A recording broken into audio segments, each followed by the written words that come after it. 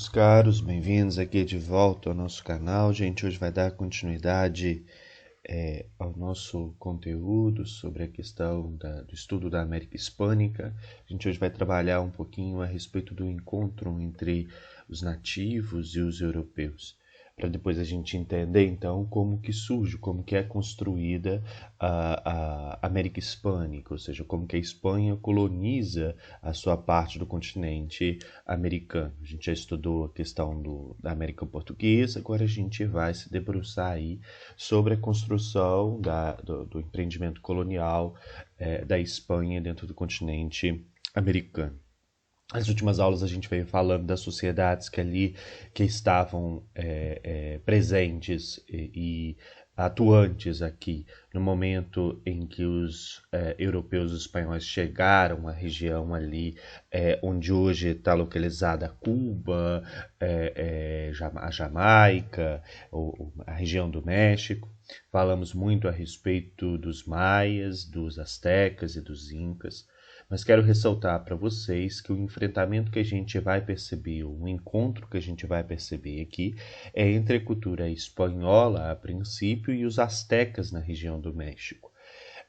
Por que não há um encontro, um enfrentamento entre os espanhóis e os maias? Porque no momento em que os europeus e os espanhóis chegam à região da Nova Espanha, região que depois ficou conhecida como México, os maias já não estavam mais atuantes ali como um grupo organizado dentro daquela região.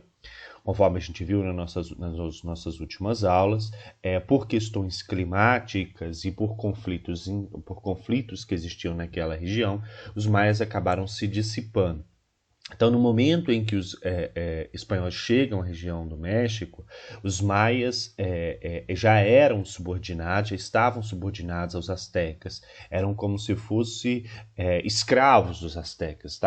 Não eram escravos, mas eram submissos a esses astecas e explorados, e amplamente explorados por eles. Então, os maias existiam, não mais como um povo organizado, conforme a gente estudou, mas agora como aldeias que eram subjugadas aos astecas que constituíam naquele momento, em 1492, quando Colombo pisou no continente americano, quando ele chegou aqui, os astecas constituíam um vasto império naquela região.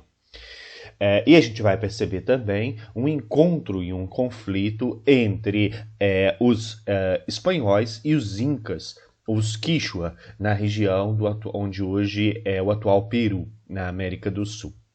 Então, são esses dois confrontos que a gente vai entender, a atuação do Cortés de um lado, a atuação do Francisco Pizarro do outro.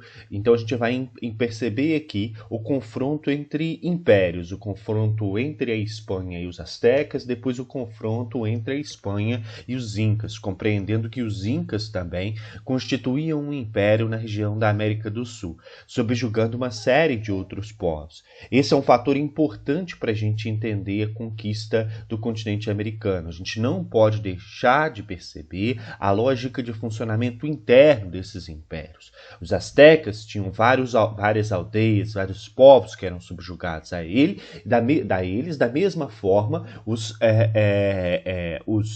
incas também tinham. Por que é importante a gente ter isso em mente? Porque em algum momento, com o avançar do processo das conquistas, quando o Cortés adentra para dentro da região do Golfo do México, quando o Pizarro vai para a região da América do Sul, a gente consegue perceber um processo de aliança entre os espanhóis e aqueles nativos que eram subjugados ao poder desses impérios. Então, para muitos nativos, os espanhóis vão ser vistos como libertadores, como aqueles que vão libertar eles do jugo dos astecas e dos incas. É logicamente que a gente poderia julgar que, mas que índio bobo, se associou àquele que vai depois escravizá-lo, mas esses índios não tinham a percepção de que os espanhóis fossem subjugá-los depois, fossem fazer um processo de inferiorização desses nativos e de subjugação deles ao trabalho e ao trabalho forçado. Para eles, a princípio, os espanhóis são vistos como os libertadores. Para muitos nativos, eram vistos como deuses que estavam retornando para dentro do continente para libertar eles do jugo dessas autoridades, que era o imperador azteca e o imperador inca. Então há uma incompreensão, e essa incompreensão leva esses nativos a se associarem, a se aliarem ao exército primeiro do Cortés e depois ao exército do Pizarro, por entenderem esses indivíduos como os libertadores, como aqueles que iriam trazer benefícios para esses indivíduos. Vamos lá então, vamos começar a andar aqui com os nossos slides. A gente tem que entender que a chegada do Cristóvão Colombo ao continente americano se dá em outubro de 1492. Se eu não me engano, ele chega aqui no dia 12, ele chega na região ali das Ilhas das Bahamas, no dia 12 de outubro de 1492. Data que é comemorada com a conquista da América pelos espanhóis. Então, foi a primeira vez que um espanhol pisa no continente americano. O Cristóvão Colombo, conforme a gente já viu no início do ano, ele não almejava chegar ao continente americano. Ele tinha um projeto muito ousado, que era um projeto de dar a volta ao mundo e encontrar uma nova rota para se chegar às Índias, contrariando aquela ideia de terra plana, contrariando a ideia da existência de um buraco negro no além-mar. Então ele se baseava em ideias de filósofos e astrônomos gregos e que diziam que a Terra era redonda, só que o Cristóvão Colombo calculou a circunferência da Terra de forma muito errada. Ele achava que a Terra era muito menor do que era, não levou a quantidade de alimento suficiente, e a sorte dele foi que no meio do caminho tinha a América, senão provavelmente todo mundo tinha morrido de fome.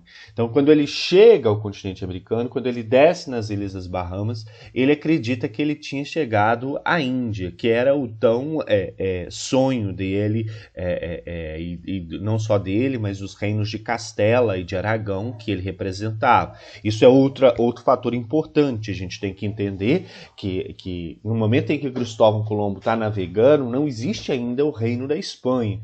O que a gente tem é o reino de Castela e Aragão, que haviam sido unidos pelo casamento de Catarina e Filipe, se eu não me engano. Então, ele navegava em nome dos reinos de Castela e Aragão e conseguiu chegar à América, mas Cristóvão Colombo morreu achando que ele havia pisado nas Índias. Ele fez 4 expedições ao continente americano e não teve a capacidade, não é que não teve a capacidade, mas ele não conseguiu perceber que ele havia chegado em um novo continente. Para ele teria chegado em outra região das Índias, uma região um pouco diferente daquela que era conhecida pelos europeus, mas para ele tinha pisado nas Índias. Não é à toa que os nativos do continente americano são denominados de indígenas. A gente tem que entender a chegada do Colombo e a chegada dos espanhóis no continente americano a partir da ideia do encontro entre duas civilizações. Por isso, a gente estudou nas duas últimas aulas a organização interna desses povos. Diferente do... desculpa, a gente passou aqui. Diferente do que acontece com a América Portuguesa, com a região aqui do Brasil, onde a gente não tinha grandes impérios de indígenas formados, na região da América Central isso acontecia. No momento em que Colombo pisa, a gente tem um vasto império formado com estrutura de governo, com exército, com com um panteão de deuses sendo cultuados. Então, existe toda uma lógica de funcionamento no Império Azteca, inclusive com a subjugação de outros povos, escravização, circulação de mercadoria, utilização de moeda, ainda que não fosse dinheiro, mas o milho e o cacau eram utilizados como moeda. Então, existe aqui, na região da América Central, impérios formados. Então, a chegada do Colombo, ela representa o encontro entre duas civilizações que têm valores muito distintos, que têm culturas muito distintas, que não falam a mesma língua, que não têm a mesma fé, que não se aparamentam da mesma forma. Então, a gente vai falar aqui de um choque de civilizações, do encontro de civilizações, que ele é marcado principalmente pelo estranhamento e pelo choque de culturas, justamente por serem culturas completamente distintas. Os espanhóis vão estranhar esses nativos, as suas formas de organização, o fato de não andarem vestidos, a sua língua, e vão dizer que eles são pessoas incivilizadas, porque eles olham esses indígenas pela lógica europeia, a partir do princípio do etnocentrismo, que a gente falou muito quando falávamos da questão da construção da imagem dos nativos no Brasil pelos portugueses. Isso também vai acontecer pelos espanhóis. Eles vão julgar esses nativos por aquilo que eles não têm, por aquilo que falta a eles, e colocando sempre a cultura europeia na posição de melhor do que a cultura espanhola. E durante muito tempo foi assim que esses nativos foram estudados, porque os relatos a respeito desses nativos foram construídos a partir dos relatos de viagem dos próprios espanhóis. Então a visão que se tinha do nativo e das sociedades que existiam dentro do continente americano era a visão construída pelo espanhol a respeito daquele nativo. Muito recentemente, a partir da década de 1980, 1990, é que começam estudos ancorados principalmente em cima da antropologia, em cima dos estudos a respeito das cidades, das ruínas das cidades que existiam, de ossadas, de fósseis que eram encontrados, de representação de deuses que são encontradas dentro da região da América Central, que permitiram a gente conhecer esses nativos a partir de um olhar um pouco diferenciado, a partir não do olhar europeu, mas tentando compreender eles a partir da sua lógica interna, da sua lógica cultural interna. Por outro lado, se os espanhóis estranham os nativos também estranham os espanhóis. Os espanhóis estranham uma sociedade de peladões lá, de todo mundo andando pelado pelas ruas e tal, não valorizando o ouro que eles já encontram de imediato, mas tinha um valor muito mais religioso, cultural para o ouro. A ideia do cacau funcionar como moeda e não ouro, isso se torna incompreensível para esses espanhóis. Por outro lado, os nativos vão estranhar os europeus também. Esses homens que chegam aqui carregados de roupa, pena, plumagem para tudo quanto é lado, armadura, cruz de um lado, religioso orando do outro, fazendo o nome do pai. Então, há um estranhamento pelo lado dos nativos também. Da mesma forma que o europeu olha com um olhar pejorativo e não compreende o indígena também vai o fazer com o europeu. Por isso o choque de culturas, o estranhamento. Então, há aqui, durante muito tempo, houve na historiografia uma fala no sentido de descrever esses índios como apáticos, como índios que receberam os espanhóis de braços abertos e não entenderam que iam ser dominados. Só que hoje a gente trabalha com a ideia de uma falsa apatia, que eles não estavam ali apáticos simplesmente por querer, ou simplesmente porque eram bobos e estavam ali esperando os europeus chegarem e dominarem essa região. Essa apatia ela se devia principalmente à questão do estranhamento. Era um estranhamento e era algo novo. Os indígenas nunca tinham visto os barcos daquele tamanho, cruzes, pessoas orando, canhões, cavalos. Então esse estranhamento acabou gerando uma apatia, fazendo com que esses indígenas não reagissem no primeiro momento à chegada desses espanhóis, justamente por não estar compreendendo o que estava acontecendo. Ao mesmo tempo, havia uma incompreensão que ela perpassava a questão mítica, a questão religiosa dos astecas, dos mexicas que viviam nessa região ali de Cuba, na região da Jamaica, na região das Bahamas e na região ali do México. Segundo a cultura indígena, aquela que a gente falou muito nas nossas últimas aulas, a chegada dos europeus ela se deu no momento de um fechamento de um ciclo no tempo, de um ciclo temporal.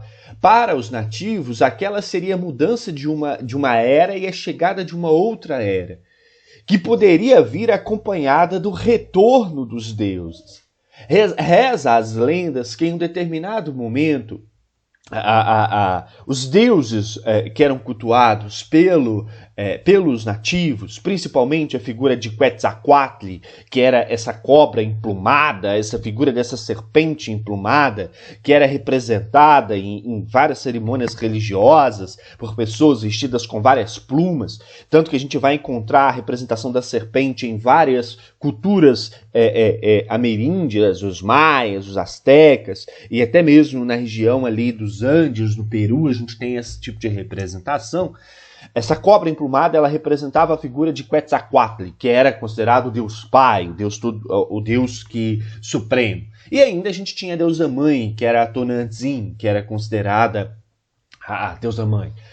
Para os nativos, essas figuras, esses deuses, teriam em algum momento vivido junto com os nativos. Só que, de acordo com que a humanidade, esses nativos foram se tornando mais rebeldes, vamos assim dizer, foram tendo desvios, aconteceu desses deuses entrarem em barcos e irem embora. E foram embora rumo pegaram ali um barquinho no Oceano Atlântico e foram embora. Quando os europeus chegam nesses barcos gigantescos, com cavalos, com cruzes, com canhões, dando tiro, uma barulheira, algo que esses índios nunca viram, isso tudo calhou de acontecer no momento em que se fechava um ciclo temporal e se abria outro. Muitos índios começaram a achar, muitos nativos começaram a achar que esses europeus eram então enviados desses deuses para ajudá-los a sair do jugo daqueles que estavam os oprimindo, que eram os astecas, que eram os incas. Então essa incompreensão e esse estranhamento com essas coisas novas que vinham acontecendo levou a essa apatia e até a uma associação de alguns indígenas com esses com esses espanhóis.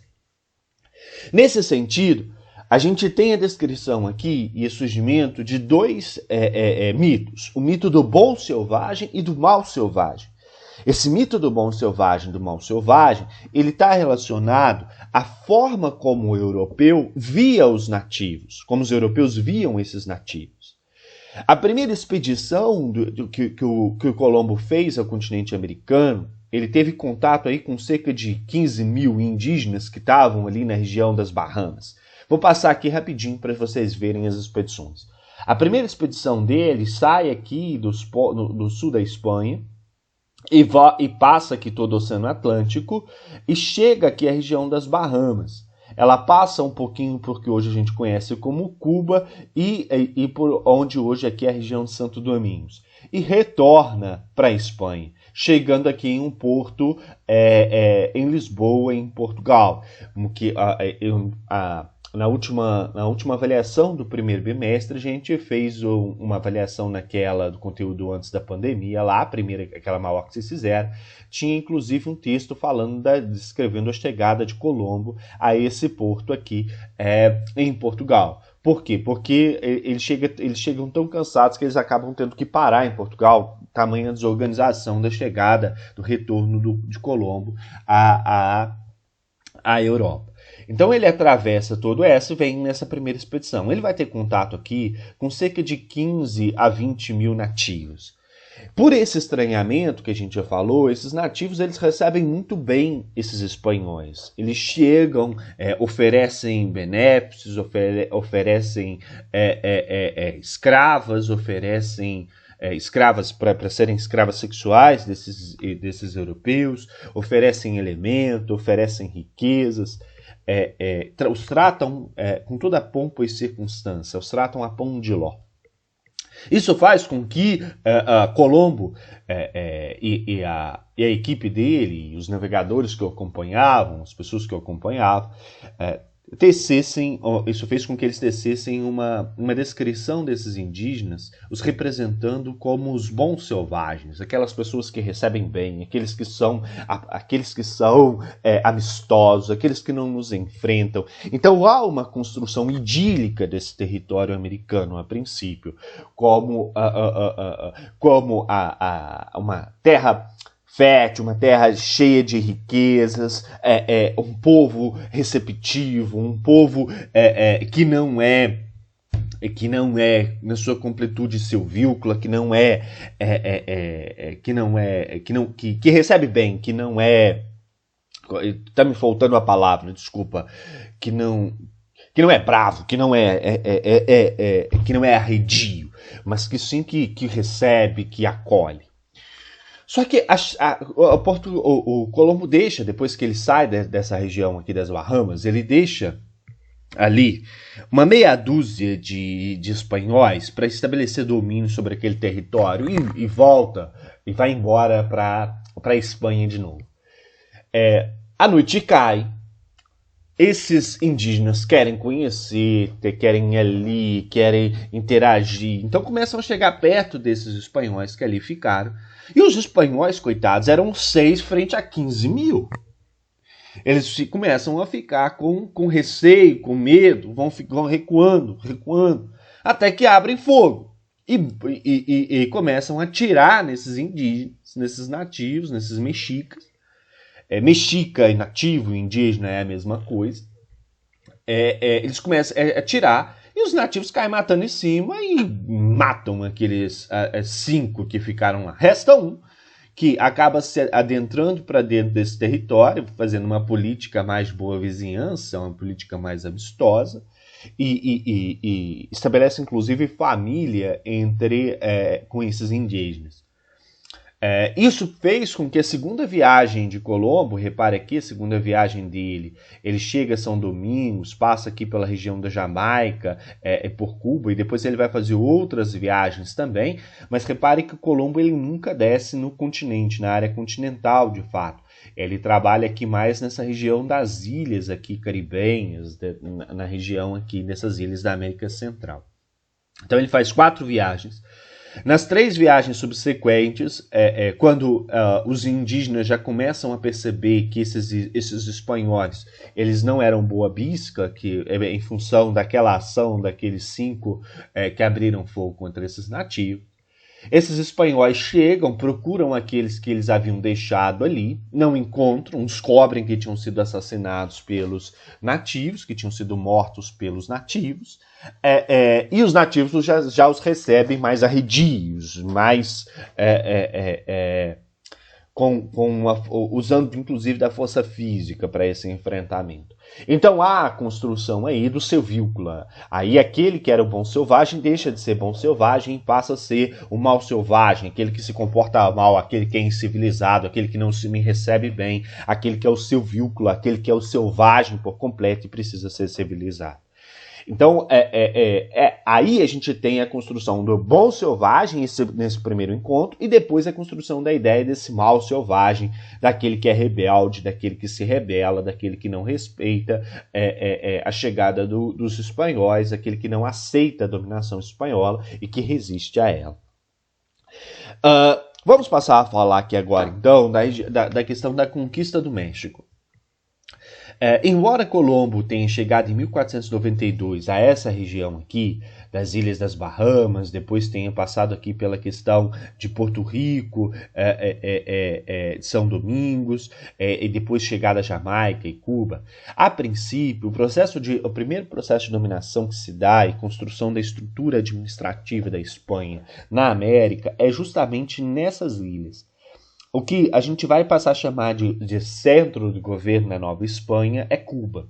Cuba se tornou ali o ponto de referência, onde foi colocado um vice-rei, onde foi estabelecida uma primeira estrutura administrativa dos espanhóis dentro da América Hispânica. Antes de 1517, os espanhóis não pisam no continente americano em si. Eles ficam aqui atuando principalmente nessas ilhas. Mas sabiam da existência de riquezas, da existência de impérios ali dentro, da existência de ouro, de metais preciosos dentro dessa região. Então começam a tentar adentrar para dentro da região do México para tentar controlar aí essas riquezas que ali circulavam. Então, entre 1492 e 1517, eles ficam só estudando, entendendo um pouco dessa cultura e explorando essa região das ilhas. Em 1517 é feita a primeira expedição, liderada por Francisco Córdoba, à Península de Yucatán, a essa região aqui que eu estou mostrando para vocês no mapinha.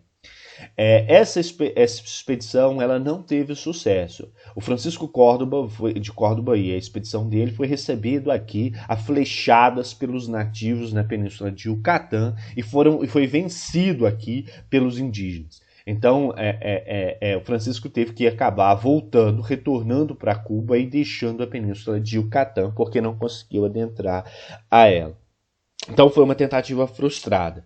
A conquista da região do México ela só deu certo quando a gente teve a entrada em cena de um espanhol, que era um homem letrado, que era um homem estudado, chamado Hernán Cortés. E esse letramento e essa instrução do Cortés ela foi fundamental para o processo de dominação. Porque o Cortés, ele diferente do que fez o Francisco de Córdoba, que já havia encontrado resistência, ele sabia dessa resistência na Península de Yucatán, ele decidiu não fazer o mesmo que o Francisco de Córdoba tinha feito, chegar no enfrentamento, chegar pela Península de Yucatán. O Cortés ele sai em 1519 da região de Cuba, pega seus barquinhos, vem aqui por cima ó, e vai para essa região aqui ó, do Golfo do México. Então ele adentra o México não pela Península de Yucatán, que estava mais próximo a Cuba, mas pela região aqui do Golfo do México. E ele chega nessa região não num enfrentamento, ele chega nessa região buscando compreender a cultura desses nativos e entender um pouco do funcionamento da estrutura administrativa desse Império Azteca que estava ali vigente. E isso que fez a diferença. Isso que fez a diferença por parte da dominação, que fez que a expedição de Cortés ela tivesse mais sucesso que a expedição de Francisco de Córdoba. Porque quando ele chega na questão da diplomacia, ele é muito bem acolhido ali pelos mexicas que estavam dentro dessa região, que eram os antigos descendentes dos maias. Não eram os maias mais, mas eram descendentes dos maias que, como eu comecei a aula falando para vocês, naquele momento estavam subjugados aos astecas. Eram praticamente, tinham que pagar impostos, tinham que fazer trabalho de graça para os astecas, então estavam ali dominados por esses povos. Quando eles chegam estabelecendo essa diplomacia, os mexicas oferecem a eles como escrava, como uma oferta desse povo para bem receber esses espanhóis, ainda nesse princípio de incompreensão, porque mesmo nesses 20 anos, ainda esses nativos não tinham entendido muito bem o que eram esses espanhóis, havia uma incompreensão muito grande, alguns ou ampla maioria continuavam associando eles a figuras míticas, a deuses ou enviados desses deuses. Então, esse povo, os toltecas, oferecem aos espanhóis uma mulher para ser sua escrava, que acabou depois se tornando amante de Cortés e com quem ela teve um filho. Essa mulher é chamada de Malintzin, também chamada de Malinche, Maria por alguns espanhóis, Mariana por outros espanhóis. Ela foi oferecida por esses o nome não era, os tabascos, que eram os descendentes dos maias, aos espanhóis. E aí, a Malinche, ela falava Nahuatl, que era a língua asteca, falava o Maia, e começou a aprender a falar o espanhol e a se comunicar com esses espanhóis. E a Malinche, então, ela atuou ao longo de todo o processo de conquista do México, como uma intérprete não só da língua, mas uma intérprete também da cultura. Ela falava para o Cortés de como que eram esses hábitos culturais e como que era a organização interna da sociedade asteca.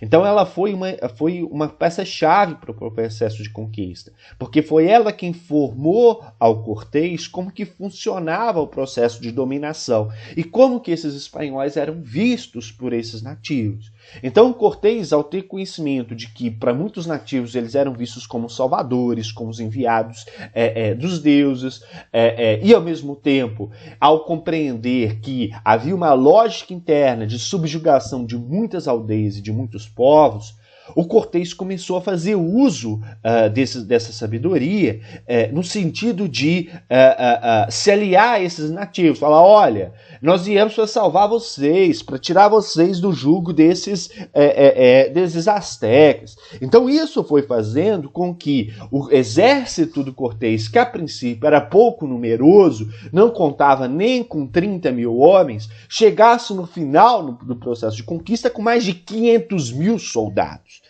Então, ele foi aos poucos se aliando a esses nativos com esse discurso de ser libertador, de ser enviado. Ele assume esse discurso, ele não nega ele.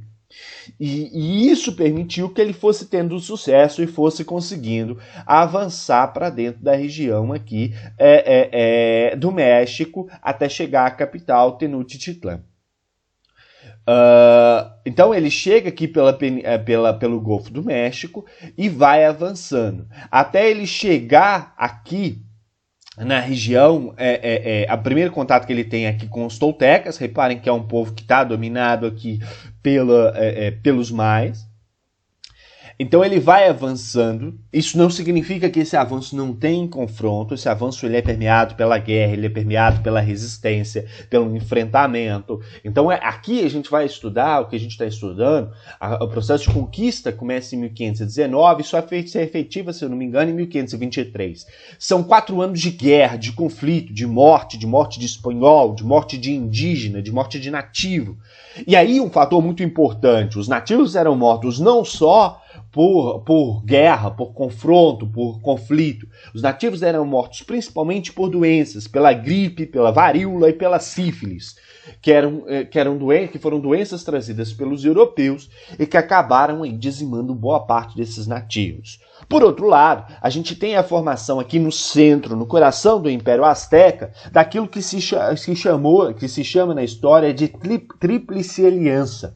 O que seria a Tríplice Aliança? A aliança entre 3 grandes grupos nativos, 3 grandes aldeias, 3 grandes cidades, nesse centro, nesse coração político do Império Ateniense, que é o Tlacopan, Tenochtitlan e Texcoco. Essas 3 cidades elas se alinham para formar um exército mais forte para fazer frente ao exército de Cortés. Então o que a gente vai ter aqui é um confronto que envolve quase 1 milhão de indivíduos.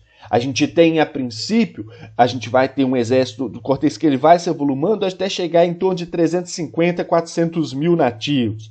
Do outro lado, a gente tem quase 700 mil nativos lutando contra esses espanhóis. Então a gente está falando de 4 anos de guerra, de 4 anos de conflito, em que esses exércitos vão entrar em confronto, em batalha.